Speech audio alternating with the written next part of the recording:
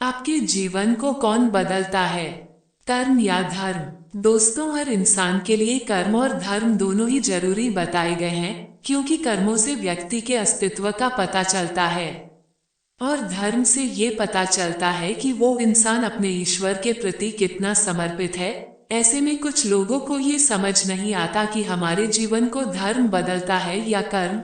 आपके मन में भी ये सवाल कई बार आया होगा, पर क्या आपको इसका जवाब मिला? दरअसल धर्म आपकी जिंदगी में आपको ये बताते हैं कि आपका कौन सा कर्म सही है और कौन सा गलत। इतना ही नहीं, धर्म की मदद से आप ये भी पता कर सकते हैं कि आपके कौन से कर्म का कैसा परिणाम होगा। सरल भाषा में कहें तो धर्म को जानने के बाद ही व्यक्ति अपने सही कर्म का पता लगा सकता है। यानी कि कर्म और धर्म का सही कॉम्बिनेशन ही आपके जीवन में बदलाव लाता है। धर्म वो है जिस पर एक समुदाय के लोग विश्वास करते हैं और उसे मानते हैं। वहीं आप जो भी अच्छे बुरे काम करते हैं वो कर्म की श्रेणी में आते हैं। कर्म और धर्म को और बेहतर समझने के लिए आपको सबसे पहले इनके बीच के अंतर को जानना है। कर्म दो तरह के बताए गए हैं। एक वो जिसमें मनुष्य अपना स्वार्थ यानी कि अपना फायदा देखता है और तब उसे करता है। दूसरा कर्म वो है जो निस्वार्थ भाव से दूसरों की भलाई के लिए किया जाता है। और इन दोनों के दो फल होते हैं, एक पाप और दूसरा पुण्य। पाप से मन दुखी होता है और पुण्य से सुख मिलता है। इसलिए धर्म हमेशा आपको पुण्य कर्म की राह पर चलने को कहता है।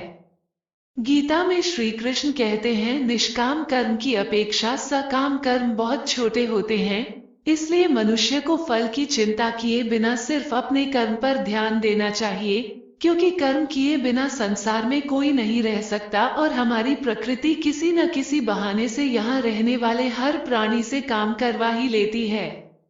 आपको बता दें, धर्म शब्द की उत्पत्ति संस्कृत के ध्री से हुई है, जिसका मतलब होता है धारण करना। धर्म हम मनुष्यों के लिए बनाया गया है, ना कि ईश्वर के लिए। और धर्म कभी अकेला नहीं रहता। इसे जो भी इंसान धारण करता है उसे संयम, त्याग, विवेक, शीतलता और प्रेम भी प्राप्त होता है। धर्म की मदद से आप इस दुनिया रूपी सागर को पार कर सकते हैं। धर्म इतना शक्तिशाली होता है कि वो समाज में कलह नहीं पैदा होने देता, क्योंकि वो समाज में एकता बनाकर रखता है। यहाँ धर्म का मतलब हिंदू, मुस्लिम, सिख, ईसाई से नहीं, बल्कि यहाँ धर्म का मतलब उस शक्ति से है जो आपको अच्छे कर्म करने के लिए हमेशा प्रेरणा देती है।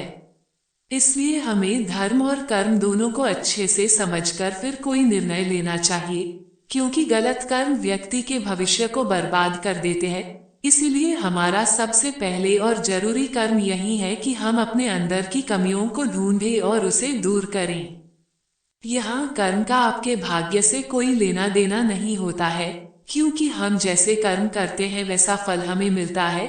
आसान भाषा में कहें तो जैसा करेंगे वैसा भरेंगे। और वैसे भी ये तो आप सभी जानते हैं कि आपके कर्म पलट करके आपके पास वापस जरूर आते हैं।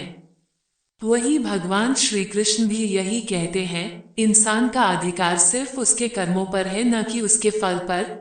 इसलिए उसे बिना कर्मों के फल के बारे में सोचे अपने काम करने चाहिए, क्योंकि मनुष्य के सारे कर्मों के साक्षी भगवान खुद होते हैं। इसलिए कहा जाता है कि आप इंसान से छुपकर काम तो कर सकते हैं, लेकिन भगवान से नहीं, क्योंकि वो हर जगह मौजूद हैं।